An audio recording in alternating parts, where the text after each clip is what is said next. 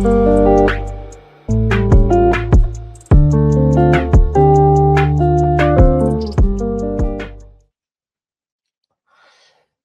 ่อสงค่า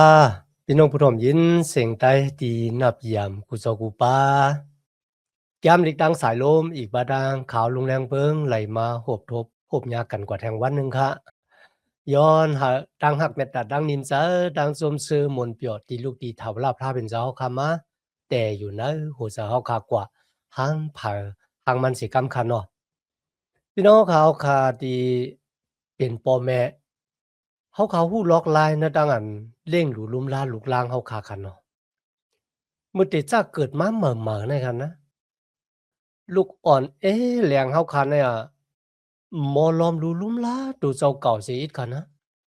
โดยฉะนั้นมันก็ค่ะคำไปต้องค่ะก็เลยเป็นพ่อก็เลยเป็นแม่ในคันนะพอเราเอากว่าเร่งก็ไรนั่นขนาดเนาะก็บ่ซึ่งนั้นคันนะเฮาค่ะที่เป็นพ่อแม่เพราะว่าเกิดลูกมาบ่ได้จึงพี่น้องค่ะติดจอยกันล้อมรูลุ่มลา ว่าที่เป็นตั้งอันเอาใจใส่ลุ่มลาตูกายาขันดาของเขาตั้งกินตั้งย่ำของเขาหรือสินั่นก็กะพึกเขาปุนดาเดหมอลาดซบลาดความแต่มันก็หลุไหลกรรมมันตั้งคันเนาะกรรมโยก็จุกให้ไหนคันนะณวันเหมือนนั้นก็เหมือนกันเขาค่ะที่มาเห็นหู้ลองของจื้อเจ้าเวียนกาลาติจื้อเจ้าในก็ตึกหาอะไรอยู่มาตั้มเจนในจุยสู้มาไหลหมอก1 ปีก็นานกว่าคันนะก็บ่ซึ่งนั้นคันนะเพราะว่ามีก็ตีหลอมหลูลุ่มลาเขาบ่ไหนจึงเข้าไปหมอป่องแจ้งแล้งจะนึกข่าวตะลาดังเกกรองพระเป็นเจ้าเดี๋ยวสินั้นก็ดังอันที่จับซ้อมห้อมไปจุอีสู้เนี่ยเขาลูกกำจ้างซึ่งหนังหือในคำไปฮู้ที่ในเขามิกษาปะลอแพทย์ที่เขาข่าวห้องว่ากลสอนพิษค่ะนะพี่น้องค่ะกลสอนพิษจนได้เป็นภัยค่ะล่ะบ่ไหนจึงที่แต่มันค่ะนะเขาก็เป็นกลอยู่มาตำจะในจุอีสู้กุยกะอ่อนตั้งนั่นน่ะเขาเป็นกลที่อยู่ในมุกซุมพาริเซพี่น้องเขาฮู้จักเนาะคนมิวจูเขามีปะลอเฮกมีเสียหมอจำธรรมะมีมุกจุมพาริเซมุกจุมจตุแกนะครับมีคนที่อยู่ในมุกจุมพาริเซเลยหนองตาตั้งพิษมาหาบ่จุยสู้เป็นเจ้าเกกยอดก็คือว่าเขาไล่หันถึงตั้งเหยื่อเมียดของจุยสู้คิดนะตั้งมันจะลูกกระดังตายขึ้นดิบมากค่ะเนาะ ทำในกลจะไหนค่ะสลาโปลูกกว่าสั่งสอนโหลัดตราดังเกจรองพระเป็นเจ้าก้นต่างเจ้าคือมาหาว่าตั้งเกจเนี่ยเขาก็ได้โจมกว่ากำลืนค่ะนะเดี๋ยวก็เขาก็ได้ถามอ๋ออีโปลูมาสอนสมัยแก้มดิปันสูเขาสูเลยครับตั้งเกจนอนเนี่ยเจ้าเนี่ยเขาสอนซึ่งละลายลานะโอ้เขาสอนว่าพวกเขาขาฮับตุ้งจุยสู้เลยซบหยุ่มเลยเจอก็เขาขาก็เลยฮับตั้งเกจลุยตั้งหยุ่มมัดกันนานกุ้ยขาเนี่ยกำในคนจะเนี่ยมาว่าจังค่ะมันนำใจกุ้ยตั้งหยุ่มมัดนะสุยสู้เมียวเหลียวในมันใบป้อเนี่ยค่ะนะโหลไล่กำจ้างซ้อมหนังปิญญาตราโมเสโลพี่น้องค่ะพวกกำจ้างซ้อมหนังปิญญาตราโมเสก็มันบอกว่าคนที่อยู่มัดตั้มเจนนะสุยสู้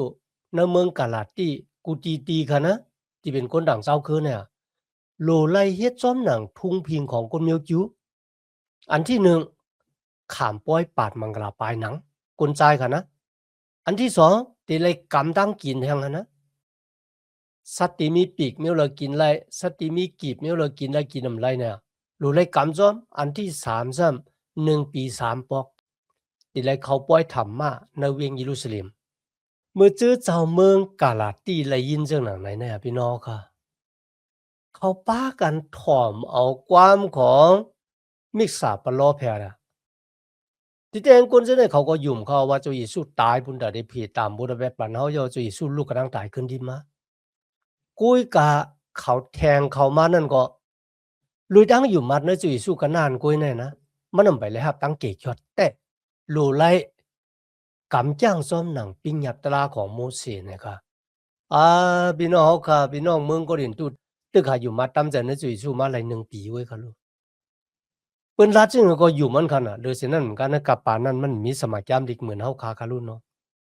เขาก็ปากันยุ่ม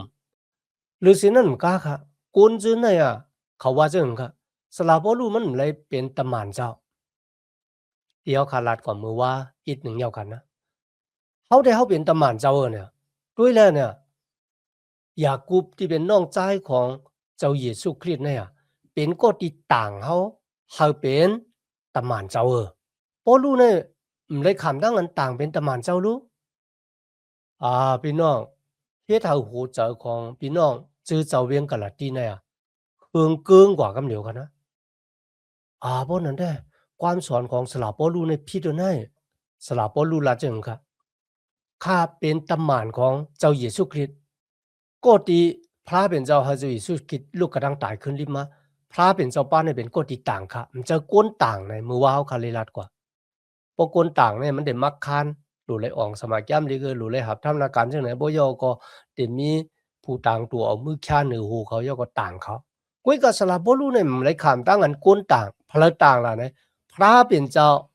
ที่เฮาเจ้าเยซูคริสต์ลูกเจ้าลูกกระดังตายขึ้นดิบมาเนี่ยเป็นก็ที่ต่างเขาก็เป็นเช่นนั้นเขาว่า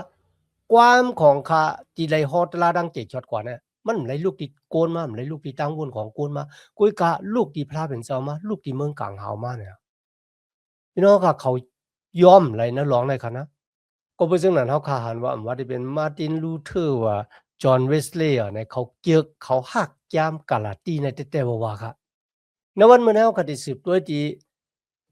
กาลาตีขั้นหนึ่งข้อที่2ต่อไปถึงข้อที่10ค่ะนะข้อที่2ต่อไปถึงข้อที่10แล้วข้อที่2ว่าอีกตั้งพี่น้องอันมีอยู่ลุยกันดังเก่าดังเสียงดังหลงซื้อในไลอ่อนกันแต้มลิกปันถึงกติจื้อเจ้าตั้งหลายอันมีกันในเมืองกาลาตีสลับปอลูแต้มลิกมาสลับปอลูลาดว่าเจอคาก็เหลียวกวยพี่น้องที่อยู่จอมกันดังคาเนี่ยปากันแต้มลิกมาถึงสัวเนี่ยอันนี้ก็เป็นปุ่งหางดีลิกของสลับปอลูยามกาลาตีมาถึงเวียงกาลาตีจื้อเจ้าเวียงกาลาตีก็อ่านแล้วก็ถ่อมที่ในสลับปอลูลาดถึงพี่น้องนะจื้อเจ้าเวียงกาลาตีว่าจื้อเจ้าเนี่ยค่ะนะเมื่อเขาลาดถึงจื้อเจ้าไหนเนี่ยมันมีตีป่องว่าเขาขับเป็นตูของเจ้าคริสต์ค่ะนะก็ที่อยู่มาตั้มเจในเจ้าเยซูคริสต์ค่ะนะเป็นตูของเจ้าเยซูคริสต์ค่ะว่าจื้อเจ้าเลยค่ะนะกาลาตีก็ย่อในเมืองใต้ก็ย่อวันออกหน้าป่างในเวียงก็ย่อค่ะนะหลู่ไลพี่อาในเปิ้นเฮาไลฮู้ว่าก็ที่อยู่มาตั้มเจในเจ้าเยซูลูกล่างพระเป็นเจ้าเนี่ยหลู่ไลพร้อมเสียงเป้งปากกันกึ่งทึกกึ่งตานหลู่ไลพร้อมเสียงเป้งปากกันในค่ะนะหลู่ไลเป็นน้ำหนึ่งจะเลียวกันก็เพื่อว่าในตุกายาคันถาเขาคันมีอังกา32ป้าในค่ะนะข้าก็ย้ำหน้าไปบ้องก็เลยยินมาจะมือก็เลขค่ะเนาะอังกา32ป้าที่อยู่ในตุกายาคันถามันเป็นอันหนึ่งอันเดียวกันครับตาเขาด้วยหันตีนเขาก็ไปกว่ามือเขาก็เก็บเอาเนี่ยมันพร้อมเสียงเปล่งปากกันก็เพราะฉะนั้นเมื่อเขาขับเป็นชื่อเจ้าของเจ้าเยซูเนี่ยเขาคารุเลยมีตั้งอันพร้อมเสียงเปล่งปากกันเป็นน้ำหนึ่งจะเลียวกันในกระที่ข้า1ข้อ3ค่ะนะเฮาพระเป็นเจ้าอันว่าปอเจ้าเฮาอีกตั้งเจ้าเฮาเจ้าเยซูคริสต์ปันสู้เกจูอีกตั้งนิมค้ำสาที่สู่สิกำเลยอันนี้เป็นความตรงตักค่ะนะเฮาพระเป็นเจ้าอันว่าปอเจ้าเฮาอีกตั้งเจ้าเยซูคริสต์ปันสู้เกจูมันบอกว่าเกจูตลาค่ะนะก็บันดังเนี่ยพวกคนมิวจูเขาตักกันนะเขาได้ตักความว่าชาโลมมันบอกว่าตั้งนิมสิมเขาตั้งนิมสิมมิติสูเนี่ยนะกุยกามือลูกล่างตะเปเจ้าเนี่ยเจ้าเยซูคริสต์ค่ะนะเขาขัดได้เจ้าความว่าเกจูตลาเขาเกจูตลาพระเป็นเจ้ามีอยู่เลยจอมสูและอีกปาดังตั้งนิมใจน่าเจ้าเยซูคริสต์เนี่ยสลาโปลูเลยต้องตักเขาจึงหลังไหนครับในกระที่ขั้น1ข้อที่4ครับเจ้าคริสต์จุนแปดตัวเจ้าเก่าปุนอเปียเท่าแลเขาเลยเกเสเอาเขาออกเสกาปานอันให้เมือกกาปานอันให้เมือกค่ะนะย่ามมือเหลียวในจอมหนังอลูพระเป็นเจ้าอันเป็นปอเจ้าเฮานั่นเย้าที่ในลาถึงเจ้าเยซูคริสต์ไลจุนอัสากมันเจ้าปุนตาวัวตะแปดเฮาบอกว่าปุนตาได้ถูกเอาเฮาในจุยสู้ขามตายในเสาลักว่ามือค่ะนะขามตายให้จังหล่ะเนี่ยที่ในปุนตาได้จอยเฮาป้นเสกาปานอันให้เมือกเนื้อขิงในนะครับกาปานอันให้เมือกเนื้อขิงในจอมหนังอลูของพระปอเจ้าของเฮาก็บ่จึงหนังนั้นที่ในเลยลาดว่าพระเป็นเจ้าอาบกูสำกูเบิงปันเฮาเย้าเฮาซ้ำลูเฮ็ดอีสังแทงปุนดาได้แลบตั้งเกยอดในสลาปอลูกให้ถามพี่น้องจื้อเจ้าเวียงกะลัดตีกันนะ ปุ๊บพระเป็นเจ้าเยซูคริสต์อาบตูของมันเจ้าปันเฮาปุ่นดะที่จอยเฮาปุ่นว่าเป็ดเฮาบ่ตับรู้เฮ็ดสังหยังเฮารู้อาบตูของเฮาเนี่ยขึ้นปันเจ้าเยซูกูสำกูเปิงที่เฮามีเนี่ยอาปันเจ้าเยซูอักขิงของเฮานำกัดตังเข็นของเฮาโคของเงินคำของเฮาเนี่ยเฮารู้อาปันมันเจ้าเนี่ยครับสำหรับบ่รู้ลาจังนั้นนะเนี่ยอันนั้นเป็นเงาหักตั้งอยู่มัดของเฮาเขาเลยครับตั้งเกกยอดลุยตั้งนั้นเจ้าเยซูมาขามจุนปุนดาเขียดเขาป่นสิวุระแปดป่นสิลองตั้งอันให้อันมึกในกาปานไหนมันบอกว่าจังค่ะล่ะมันบอกว่าพระเป็นเจ้าเยซูคริสต์เนี่ยติดจอยเฮาค่ะเฮาป่นกาปานอันมึกในกาปานไหนกว่าเจ้าเด้อค่ะนะข่าวตลาดทั้งเกกยอดของพระเป็นเจ้าเนี่ยมันปล่อยหลอดก้นออกป่นม่วนหลอดสิวุระแปดเด้อจอมหลังเดียวค่ะเลยยินความศักดิ์สิทธิ์ของใจหมองก็ลีความศักดิ์สิทธิ์ของพี่น้องหลายก็ครับพระเป็นเจ้าจอยคาออกปุ่นมุ่นรอสียาเมากำหวังก็จอยเหล่าค่ะนะหวังก็จอยยาหวังก็ซ้ำจอยในหลวงกามาตนากิริสาเอาผัวมีน้ำกว่าเลียนเมียไม่ยิ่งเนี่ยกุ้ยกับมือเลยยินข่าวแต่ละดังเกกยอดห้าว่าจะสู้เป็นเจ้าเกกยอดเขาเลยหับตั้งดอดแล้วพระเป็นเจ้าจอยเขาปุ่นสิตั้งกันให้มึกซิไหนก็เบื่อสังขารบ่เนี่ยจึงก็เบื่อว่าพระเป็นเจ้าตีเฮาอาชาเขาเนี่ยเป็นจอมหนังอลูของพระเป็นเจ้าพระเป็นเจ้าเต็มเฮาครับเป็นจอมหนังปิงหยับตลาก็เบื่อเฮามีวันค่ะที่กำจังจอมปิงหยับตลาหลายค่ะนะในค่ะอลูพระเป็นเจ้าก็ปุนตาจอยเฮาค่ะเฮาปุ้นสิวุระแปดตับลูอยู่ในวุระแปดกว่าแทงค่ะอันนั้นเป็นอลูของพระเป็นเจ้าก็บ่จึงนั้นนะวันมื้อนี้ค่ะนะเขาขาดที่เลยครับตั้งเกตชอดที่เป็นลูกหลานตะเปเจ้าเยซูเนี่ยอย่าไปอยู่ในวัวตะแปดสืบกว่าอย่าไปอยู่ในวัวตะแปดสืบกว่าเฮ็ดเหมือนเจ้าหนังโกนที่อำหูจักพระเป็นเจ้าเขาโลอยู่เหมือนเจ้าหนังโกนที่หูจักพระเป็นเจ้าแต่ตัวที่ละขนาดนี้ตัวปุ่งหางของเจ้าเยซูคริสต์ก็เลยตัวปุ่งหางของสลาปอลูก็เลยลูกหลานตะเปเจ้าก็เลยครับกำแนวขาดสืบโดยกลาตีคันหนึ่งขอที่หาเฮาหมุนกุงสเลมีที่พระเป็นเจ้าตาเสียมถาดเสกำรวยก็บ่จังนั้นนะวันเหมือนได้ค่ะนะเฮาขาดตื่นขึ้นมาเนี่ย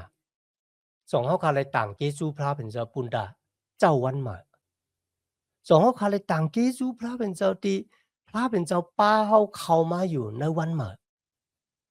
ตั้งอันมีอสักที่มีตั้งอยู่ลีกินวันกะดินชามสาอันนั้นมันเป็นของผักลักสองที่มีกายคันลงเด้อเพราะว่าเขานอนอยู่ในห้องยาเนี่ยก็เลยไปมเลยมีโกนเอาเงินปากล้านเหงล้านมาปั่นเอาคันเนี่ยมันได้มีอยากอยู่ซะก็เพราะฉะนั้นพระเป็นเจ้าปันดังอยู่ลีกินหวานที่เฮาขามันเป็นของผักลักสองที่สูงเปียดกากขันมันนำไรเมื่อตื่นขึ้นมาเฮารู้เลยต่างเกซูพระเป็นเจ้าที่ในสลาปอรูรัดว่าเฮามุนกุงสเลมีที่พระเป็นเจ้าตาเสอำทัดเสกำรวยอาเมนเขาขาหลุมโมยองยอเกจูของพระเป็นเจ้าว่ากลางวันเดออกข้ามออกข้าพลเดมาผ้าเดเลี้ยงเนี่ยเขาขาหลุเลยโมต่างเกจูพระเป็นเจ้าพี่น้องค่ะในวันเหมือนเนี่ยจอมหลังเดียวกาหันวางปอกเมียคิงต่างเกจูพระเป็นเจ้าค่ะกว่าด้วยเงาตรงกว่าด้วยเจิงว่าหนอหรือสินั่นมันก็กว่าห้องความโลกีบ่เนี่ยพี่น้องค่ะมันซูมาคิงเว้ยเขาหลุเลยเจ้าอาคิงเขาย้ำที่พระเป็นเจ้าปันเขาเนี่ยยกยองย่อพระเป็นเจ้ากว่ากำในมาถึงกลาติคันหนึ่งขอหกคันนะที่นั่นค่ะเป็นดีสลาปอลูเตจ้าคันนะปันแห้งพี่น้องที่ในเมืองกลาติก็บอกว่ามีโกนดีแต่มายากข่าวตลาดังเกจอดที่สลาปอลูเลยห่อไว้ลุยตั้งอยู่มัดนะจุยสู้เลยฮับตั้งเกจอดไปปอหลุเลยกำจ้างซ้อมหลังปิงหยัดตลาแทงเลยนะที่นั่นค่ะมีหัวข้อว่าข่าวตลาเสื้อเปี่ยวต่างอันเขาอ้ามน่ะลงล้างเมือนสุผัดยานคันเพ้อเสกตีเจ้าอันเอาตั้งสู้เกจูเจ้าคลิดเสียแลห้องเอาสูไว้นั่นเสียวสัมหับตุงเอาข่าวตลาซื้อเปียวต่างอันนั่นอ๋ออัลโลอามแต่อามว่าเนี่ยกันนะข่าวตลาซื้อเปียวที่สูหับเอาไว้นั่นน่ะสูแปดยก็สูซ้ำกว่าหับเอาข่าวตลาดังเกจช็อตต่างอัน พี่น้องค่ะข่าวตลาดังเกกช็อตมันมีตีป่องว่าเจ้าเยซูตายปุนดาผีบูราแปด ตายปุ่นดาขามตามบุรแปดต่างคนมีบุรแปดกูก็กูกาบกูปานเจ้าเยซูเลยขามดังพังไว้เลยเจ้าเยซูเลยขามดังอันลูกกระดังตายขึ้นลิบมาเป้นอย่างดังตายอันนี้เป็นข่าวตลาดังเกยอดเขานะสลับปลูยามลาดไว้ที่เมืองโกลินตูใน1 โกรินธ์คัน15ข้อ3ข้อ4ค่ะนะลองดังที่คาเลยฮับไว้นั่นน่ะคาเลยโฮลาดปันสู่ดังหลายเป็นลองที่ลำลองไอ้เยี่ยาวที่สุดนั่นก็เป็นตั้งจุยสู้ตายปุ่นดาววัวแปดเท่าดังหลายจอมหนังที่มีเตรียมหมายไว้ในสมัยแก้มลีและจุยสู้เลยคำดังพังไว้วันที่3พระเป็นเจ้าเฮอเจ้าเยซูเนี่ยลูกกำลังตายขึ้นลิบมาแทงมีเตรียมหมายไว้ในสมัยแก้มลีอันนี้เป็นข่าวตลาดทั้งเกี่ยวสลับปลูอาปันเมืองโกรินตูก้อยมันก็อาปันพี่น้องกาลาตีเลยในหิมหอมเมืองกาลาตีกามีดังเสียงดังหลวงกันนะก้อยกาคนสอนพิษเนี่ยมาจูเจอเจ้าเวียงกาลาตีที่ที่เขาเกิดมาสลับปลูสอนสูนั่นเจ้าว่าก้อยหนานะครับนะจ่องเขาเลยลาท่าว่าสูกึ่งเธอกึ่งตานที่ได้กำจ้างซ้อมหนังปิ้งหยับตลาของมูเสพี่น้องค่ะคนมิวซีล่าเขากำจ้างซ้อมหนังปิ้งหยับตลามูเสมาเป็นเฮงปีเนี่ยมีคนก็ละเป็นคนซื้อต่อเลยนั่นมันป่องว่าก้นยุ่มมาในเวียงเยรูซาเล็มเนี่ยไปมีตังป่องเสียงแรงจ่าเด็ดเอามาได้เป็นอยากกูผ้ามาได้เป็นเปตรูใช่ไหมครับนะเปตรูก็ว่านั่นน่ะป้าปลิกผักของสลาปอลูเนี่ยมันป่องจะหยาบจ้าเนี่ยก็บอกว่าข่าวตลาดดังเกกช็อตเนี่ยสลาปอลูเลยหาบมาที่จุเยซูซื้อข้างนั้นนะที่ว่าเขาเจอเจ้าเมืองกาลาตีเนี่ยกำจ้างจอมหนังปิ้งหยับตลาดเนี่ยนั่นมันเป็นตั้งเฮ็ดมันก็เปิงกับนางศาสนากูศาสนาในโลกาเนี่ยสุลูกำจ้างจอมหนังสินหนังถ้าสุลูกำจ้างจอมหนังตลาดเนี่ยกำจ้างปุ่นดาดีเลยครับตั้งเกกช็อต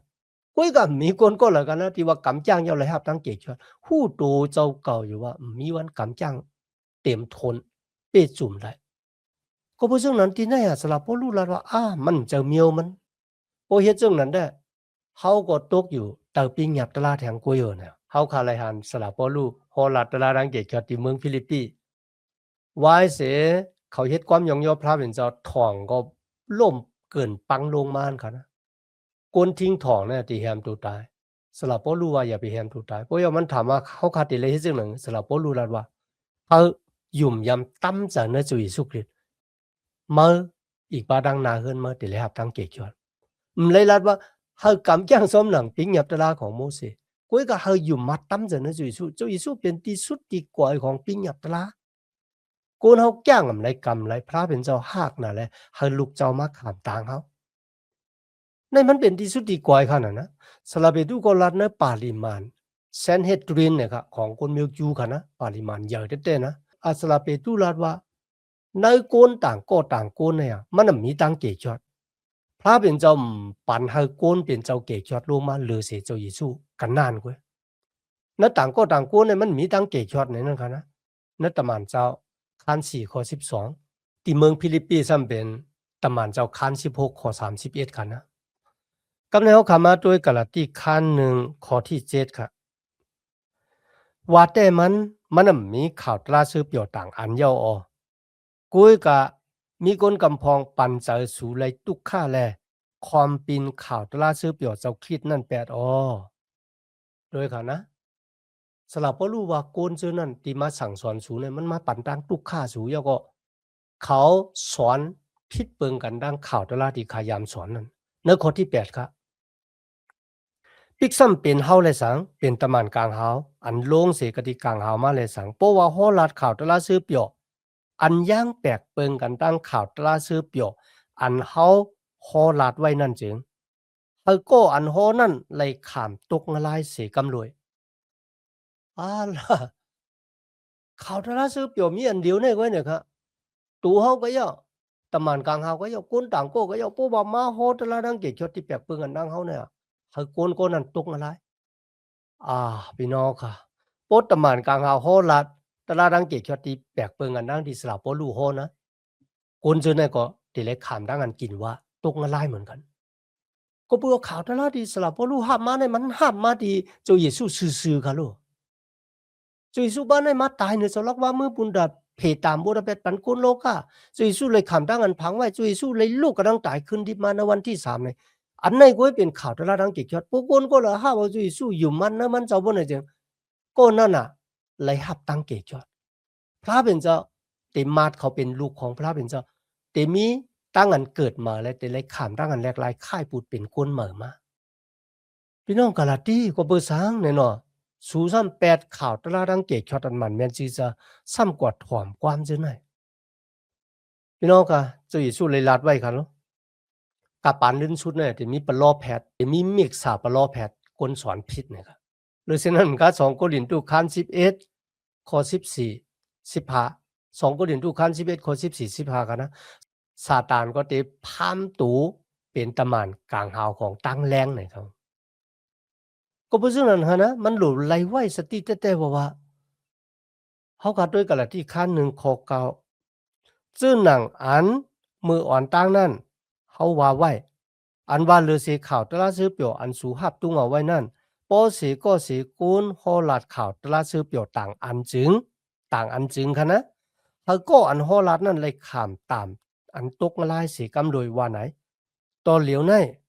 เก่าซ้ำว่าแทงอเขาเกียดขี้ให้การข่าวตลาดทั้งเกียดชอดของพระเป็นเจ้าเต้ๆกันนะก็บัวข่าวตลาดทั้งเกียดชอดในมันเหมือนเจิงปีกตังกำจ้างตั้งกำจ้างกูเมียวกันนะตีโกนถางว่าพวกขากำจ้างเจ้าไหนเอาขัดเลยครับตั้งเกจช็อตเนี่ยข่าวตลาดตั้งเกจช็อตเลยปีกไว้นโลมาคัน4ข้อที่5กันนะกุ้ยกะก่อนอิงปึงตั้งกำตั้งเฮ็ดตูมันแลยุ่มมัดอิงปึงพระเป็นเจ้าอันเพอเปียดเขาจื้ออันเปิงลอยพระตลานั่นพระเป็นเจ้ามัดมันเป็นก้นสีโตก็ปือมันยุ่มมัดออกก็ปือมันยุ่มมัดค่ะนะที่ในลัดซื่อๆกำเหลียวค่ะนะก็บ่จื้อสู้เลยลัดไว้ว่าเฮาเลยจ้อมาปุนตาหาก้นสีโตสู้ซุ่มเลยจ้อมาปุนตาหาก้นสีโตก็ปืนในโลกาเนี่ยมันมีก้นก็เราเป็นก้นสีโตหรือสิก็ที่หลอกตัวเก่าย่อก็กดหลอกปืนว่าตัวเจ้าก็เป็นก้นสีโตกันนานกว่ามีนำอ่ะนโลมาคัน3ข้อ19ค่ะนะตัวเหลียวในเฮาฮู้ลองอันปีเงียบตลาดเจ้าว่ามาซึ่งหนังหือก็มันสั่งสอนเขาชื่ออันอยู่ในขอบตลาดนั่นหนังหือตักอึด8ศพโกนกูก็แลโกนโคงกลางตั้งหลวงตักไหลข้ามตั้งอันพระเป็นเจ้าจีอย่างตลาดนั่นอ๋อมันอึด8คันนะสลับบ่รู้ลาดว่าพลังก็ยาวคันนะที่คัดเจอเหตุการณ์ข่าวตลาดดังเกช็อตนั่นน่ะก็นั่นน่ะที่ไหลข้ามตั้งอันกินว่าในกระดาษที่คัน1ข้อ10คันเนาะ ลองมันจ้ำตัวเหลียวในเกาจอมอลูกวนฮื้อเกาจอมอลูพระเป็นเจ้าฮื้อจองเกากำจ้างเฮาเลยถูกใจกวนฮื้อพวกเกายังจำหาเฮาเลยถูกใจกวนอยู่จึงเกาถูกลีเป็นกวนเจ้ากวนสวยเจ้าคลิดเจ้าอ้อสลับบ่รู้ลาดว่าตั้งอันเขาฮอลาดตลาดังเกกช็อตเขามเจ้าฮอลาดปุนดาเดเอาใจกวนมันบอกว่าฮอปุนดากวนเดลีทอมก้วยหนามันน่ะแม่นจอมหนังปิงหยับตะลาพระเป็นเจ้าที่ในสลับบ่รู้ลาดไว้ใน1เทสาโลนิกคัน2ข้อ4คัน4ข้อที่1ค่ะนะสลับบ่รู้จักความว่าเป็นที่เป่งโปเจ้าพระเป็นเจ้าในตั้งอันฮอลาดตะลาดังเกกจอดในฮอลาดปุนดาได้เป็นตั้งอันเป่งโปเจ้าพระเป็นเจ้าปนนั้นก็มันก็ลูกคัดกันตั้งอันเป่งโปเจ้าตู่เจ้าเก่าตั้งอันเป่งโปเจ้าปืนต่างก็ตั้งอันฮอลาดตะลาดังเกกจอดเฮาไหลฮอปุนดาได้เฮ็ดให้คนเป่งโปเจ้ากุยกะเฮาฮอปุนดาได้เฮ็ดให้พระเป็นเจ้าเป่งโปเจ้าเฮาจังเฮ็ด2มิ้วพร้อมกันในกันนะก็เป็นจังนั้นก็ณวันมื้อในคณะเพราะว่าเฮาฮอลาดข่าวตะลาดังเกกจอดของพระเป็นเจ้าเฮาจึงเลยโฮบทบตั้งเสตั้งนี้ค่ะนะข่าวลงแรงเบิงฮอก็ทั้ง TikTok เนี่ยอะโลไรเงี้ยความละโหต่อไปตีนดีๆค่ะนะกุยกะจ่องคัดจะล้ำคำจะล้ำอาติตื้อเจ้าอีดิกุยกะสมัยแก้มดิกสอนว่าเฮาคักควางดอดเลยฉะนั้นก็เมื่อกูบอกเฮาก็ยามปิดกุนจึงนั่นปะเมื่อเลยยินข่าวตะลาดังเกกจอดก็มันตั้งเนี่ยอะจังแต่จังว่าค่ะนะก็เปิดสังขละว่าหน่อยจังก็เปิดกูในค่ะนะเจือกน่ะแล้วตั้งนั้นกำจ้างอิงปึงอากูอินแห้งของตู่เจ้าเก่าค่ะนะปุนตาเตมีรองตั้งที่เต ยกยองตัวเจ้าเก่าเนปืนนั่นค่ะนะเก่าจ้างอะไรจังนั้นเก่ากรรมอะไรจังไหนในค่ะนะอันนั้นเป็นสภาวะของโกนค่ะนะที่แต่มันค่ะนะตั้งเกกช็อตอันวันนั้นเฮามีวันเฮ็ดหลายหางกุยเฮาค่ะหรือสินั้นก็ดังอันเฮามาอยู่มาตำจะในจุยสู้อยู่ที่อาศักลิบอยู่จอมพระเป็นเจ้ารวยเอ็นแห้งเฮาเนี่ยเฮาก็เฮ็ดนั่นแหละจ้ะเฮารู้เลยอิงปึงเอ็นแห้งวิเงินหมดจังของพระเป็นเจ้าในโรมาคาน6ข้อ23อะนะก็เปือว่ากาจางของบูดาเปสต์เนี่ยมันเป็นตั้งตายกุยก็สู้เกจูที่ลูกที่พระเป็นเจ้ามาเป็นอาศักเถาวราชในจุเยซูคริสต์ในวันมื้อนั้นกันนะเจอเฉพาะอันฮู้หลีฮู้จาที่อยู่ในกวนเฮาคันเนี่ยมันเป็นรองดังที่ให้กวนเฮาฮู้ว่าเฮาอำหมอกกำจ้างจอมหนังปิงหยับตะลาพระเป็นเจ้าแลเฮาฮู้ว่าอันเลอลีเฮาฮู้ว่าอันเลอให้กุยก็เฮาคักกำจ้างจอมแลตั้งอันกำจ้างเพนๆนั่นก็ข่าวว่ามีไผลือเสสละปอลูแทงเลยนะสละปอลูเลยลาดไว้คันนะว่าลองดังที่ยามเป็นอาโยต่อค่ะอันนั้นก็เป็นตั้งอันสละปอลูกำจ้างจอมหนังปิงหยับตะลาเขาว่าเขาลีเสเปิ้นรู้ก่อนคันนะที่อยู่ในมุกจุ่มเหลียวกันนางเขาเนี่ยกุยก็ลองดังที่เขายามว่าเป็นอาโยต่อเขาณวันมื้อนั้นมันมีอาโยสังสิอิปุนตาเขาก็เปิ้สังกันล่ะเนี่ยก็เปิ้ทอกลุยนาเจ้าคริสต์เจ้าคริสต์เลยเฮ็ดออกแมงเฮาค่ะน่ะก็เปิ้ซึ่งหนังนั้นค่ะณวันมื้อนั้นค่ะนะวิเงินหมดจางของพระเป็นเจ้าเนี่ยไล่ข้ามศักดิ์สิในรองสู้เกจูของพระเป็นเจ้าสู้เกจูนั่นก็เป็นรองดังที่เฮาบ่กึ่งถึกกึ่งตานที่ได้เลยรับเอาซ้ำเลยรับเอาตั้งเกกช็อตในสู่เยซูคริสต์เฮาเป็นคนมีบ่ดแปดเมิกเรื่องกุยกะเฮาเลยรับเกจูตะลาตั้งอันสู่เยซูมาข้ามตามบุญไปตางเฮาเลยในวันมื้อนั้นเฮาหลอดเลยเกจูตะลาของพระเป็นเจ้ามีดังนั้นต่างเกจูอย่างนะแต่ค่ะในวันมื้อนั้นค่ะที่มาเห็นจามหลีกกว่าซ้อมกันตัวบ่ถึงอะขิงเฮาค่ะสุดคันเนาะย้อนหาตั้งหักเมตตาตั้งนินจาตั้งโจมซื้อมนต์เปียวที่ลูกที่เฒ่าลับลาเป็นเจ้าค่ะมาแต่อยู่ในหัวใจเฮาค่ะกว่าหังผาหังมันสิกำค่ะมาสุงค่า